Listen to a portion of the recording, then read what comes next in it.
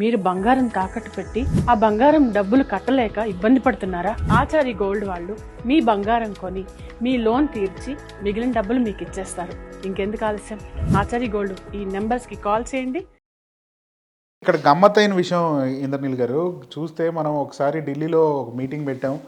ఇది సపోర్ట్గా ప్రజాస్వామ్యాన్ని చంపేస్తున్నారు ఆంధ్రప్రదేశ్లో అన్నప్పుడు, అఖిలేష్ యాదవ్ ఎవరైతే ఉన్నారో ఇండియా కూటమిలో రాహుల్ గాంధీ తర్వాత కీలక నాయకుడు, ఆయన ఏమో మద్దతుగా వచ్చాడు. ఇండియా అలయన్స్ నుంచి చాలామంది వచ్చారు జగన్కి మద్దతుగా.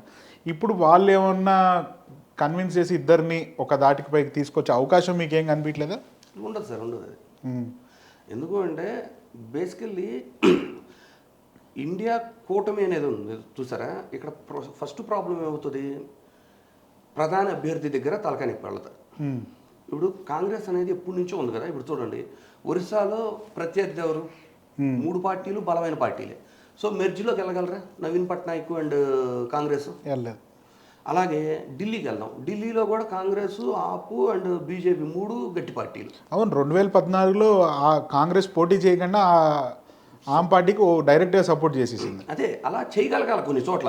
అంటే ఇప్పుడు ఒకవేళ నిజంగా వైఎస్ఆర్సీపీని కూడా ఇండియా కూటమిలోకి ఆహ్వానించాలి అంటే ఫస్ట్ తను ప్రాక్టికల్గా రియల్గా, అంటే ఎలా అంటే ఎన్డీఏ కూటమిలో ఉండే వాళ్ళని నిజంగానే శత్రువులాగా చూస్తూ బయట వాళ్ళు ఎవరు నా వాళ్ళు అనే విధంగా తగ్గాలి.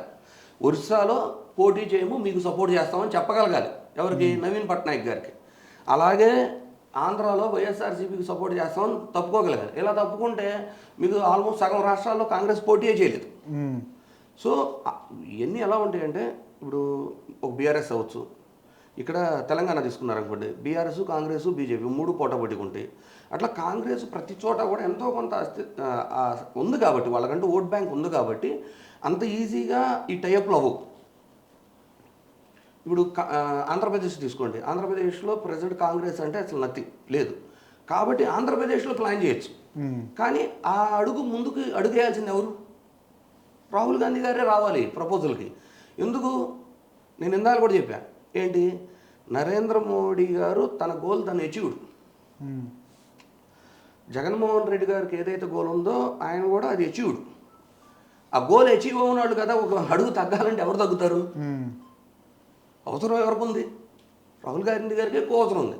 కానీ వాళ్ళు ఎలా ఫీల్ అవుతున్నారంటే, ప్రాంతీయ పార్టీలకి నేషనల్ పార్టీ ఏదో ఒకటి సపోర్ట్ లేకపోతే వాళ్ళ వాయిస్ వినిపించలేకపోతున్నారు. సో వాళ్ళంతటి వాళ్ళు వచ్చేదాకా మనం వెయిట్ చేద్దామనే ధోరణం చూసారా, అది రాంగ్. ఇప్పుడు చూడండి, నవీన్ పట్నాయక్ గారి గురించి ఎక్కడైనా మాట్లాడారా? ఎవరన్నా మాట్లాడారా? అలాగే వైఎస్ఆర్సీపీ గురించి ఒకళ్ళని మాట్లాడుతున్నారా? అంటే ప్రాంతీయ పార్టీలకి బలం లేకుండా చేస్తేనే సేఫర్ సైడ్ లాంగ్ రన్. అంటే నవీన్ పట్నాయక్ గారు ఇంకా వీక్ అయితే మళ్ళీ కాంగ్రెస్ పుంజుకునిద్దాడా?